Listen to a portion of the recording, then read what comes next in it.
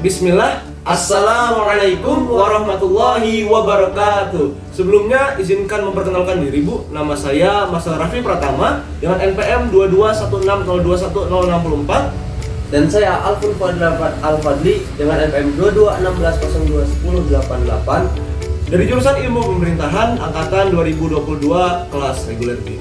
Di sini kami mengerjakan tugas UAS mata kuliah Tata Kelola Keuangan yang diberikan oleh Ibu Lili Muflihah selaku dosen pengampu mata kuliah tersebut untuk membuat video penjelasan mengenai materi Tata Kelola Keuangan yang telah disampaikan selama semester 2. Materi yang akan kami angkat mengenai inflasi yang terjadi di Zimbabwe, tepatnya penyebab dan upaya.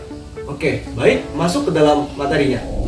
Sebelum kita membahas lebih jauh mengenai inflasi yang ada di Zimbabwe, Bun, apa secara definitif inflasi itu? Saya kutip dari Bank Indonesia ya. Oke. Bank Indonesia menyatakan bahwa inflasi itu sendiri adalah kenaikan harga barang atau jasa secara umum dan terus-menerus dalam jangka waktu tertentu. Kenaikan harga dari satu atau dua barang saja tidak dapat disebut inflasi, kecuali bila kenaikan itu meluas atau mengakibatkan kenaikan harga pada barang lainnya. Jadi pada intinya inflasi adalah kenaikan harga barang dan jasa secara keseluruhan dalam suatu negara ya? Ya betul. Oke. Nah, kita tadi udah ngebahas secara definitif mengenai inflasi. Nah, secara konsep sendiri, bagaimana inflasi itu, Pak? Secara konsepnya, inflasi secara umum diasumsikan sebagai kenaikan harga barang atau jasa secara terus-menerus dalam jangka waktu tertentu. Namun sebetulnya, inflasi adalah bukan hanya kenaikan harga, tetapi juga berkurangnya nilai tukar uang yang beredar di negara yang bersangkutan. Nah, udah nih, kira-kira contohnya apa sih, Sal? Contoh dari inflasi ini? Oke, sesuai judul ya, kita akan ngebahas inflasi yang ada di Zimbabwe. Nah, karena rendahnya nilai mata uang, yaitu Zimbabwe harus membawa uang bergepok-gepok hanya untuk belanja. Bahkan pada saat 2007 ini cukup fenomenal teman-teman, di mana kenaikan inflasi itu di Zimbabwe mencapai 66,212%. Uang 100 miliar Zimbabwe hanya laku untuk membeli 3 butir telur. Parah ya? Parah. Nah, tadi kan kita udah bahas secara definitif dan konsepnya, Salah. Iya. Kita berbicara tanpa data ke dalam kosong. Betul. Kira-kira data yang mendukung inflasi di Zimbabwe ini apa aja nih? Oke, sesuai dengan yang pernah disampaikan sebelumnya, nah Zimbabwe itu pernah mencapai angka inflasi 340% ya. Ini dikutip dari laporan Bank Dunia pada bulan September tahun 2022. Nah, setelah itu Zimbabwe juga pernah mengalami inflasi sebesar 244% pada bulan Desember di tahun yang sama. Nah, yang paling parah, Zimbabwe itu pernah mencapai inflasi sebesar 837% pada bulan Juni 2020. Oke, selain itu pun permasalahan apa sih yang menjadi fundamental di Zimbabwe ini mengenai inflasi? Permasalahan utama dari kasus inflasi Zimbabwe itu sendiri adalah ketidakberhargaan nilai mata uang yang ada di Zimbabwe itu sendiri, sehingga ketika masyarakat setempat itu pengen belanja atau membeli barang atau jasa, itu mereka harus membawa uang bergepok-gepok hanya untuk ya belanja itu tadi. Bahkan yang paling parah itu kalau nggak salah ada yang sampai bawa gerobak ya, untuk beli bahan pokok ya. Nanti kita akan tunjukkan di gambar di slide berikutnya.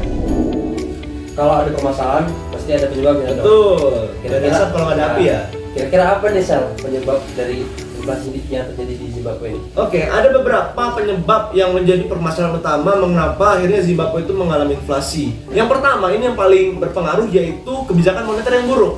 Jadi pernah ketika itu Presiden Zimbabwe melakukan kampanye dengan menggunakan uang negara. Jadi uang negara ini disuruh dicetak sebanyak-banyaknya, uang ini dipakai buat kampanye. Kan jelas kan dalam konsep ekonomi supply and demand itu berpengaruh. Apabila uang dicetak terlalu banyak, maka akan menurunkan nilai dari mata uang tersebut. Selain itu, kurangnya produksi penawaran barang dan jasa ya itu karena orang tuh malas belanja, Bun. Jadi aktivitas ekonominya lesu. Itu juga menyebabkan inflasi. Selain itu adalah pelemahan mata uang akibat nilainya yang rendah, kemudian krisis energi. Oke lah, negara di Afrika sana termasuk Zimbabwe banyak sumber daya energinya, tetapi mereka tidak memiliki kemampuan untuk mengolah sumber daya yang ada sehingga terjadi krisis. Terus keruntuhan ekonomi di Zimbabwe juga yang diakibatkan oleh kebijakan yang buruk. Selain itu yang menjadi permasalahan utama tentu masalah politik dan sosial. Nah, tentu kalau ada masalah pasti ada dampak. Dampak apa yang disebabkan oleh inflasi di Zimbabwe ini? Dampak yang pertama tadi seperti yang udah kita sampaikan sebelumnya, itu nilai mata uang 100 miliar Zimbabwe itu tadi cuman berlaku buat 3 butir telur coba. Sama kenaikan harga bahan bakar. Ini ada gambarnya ya, Ya, ada ini gambarnya. salah satu itu.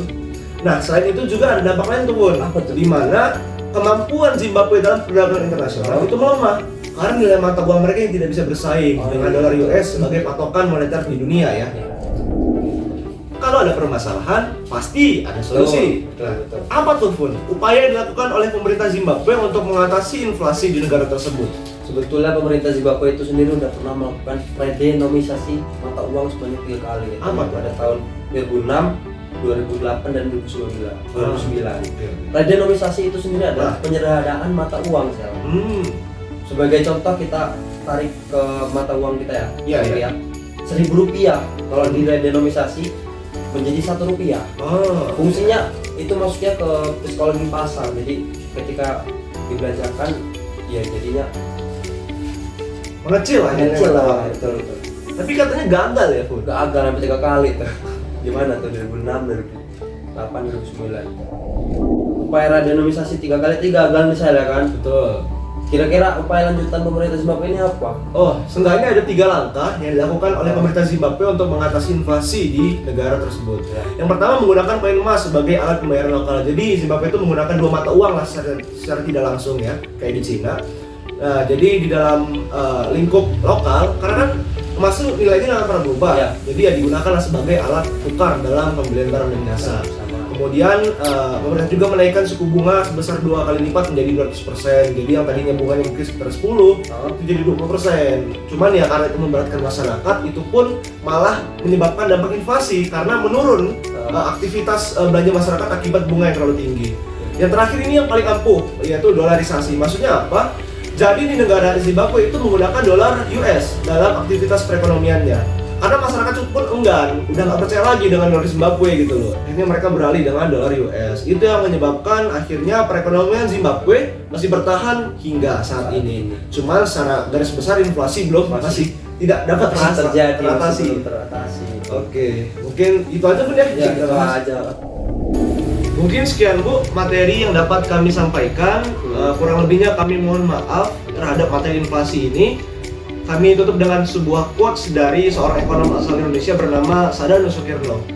Uang memang tidak bisa menciptakan manusia, Tetapi manusialah yang menciptakan uang. sekian yang dapat kami sampaikan. Kurang lebihnya kami mohon maaf, kepada Allah kami mohon ampun. Wassalamualaikum warahmatullahi wabarakatuh.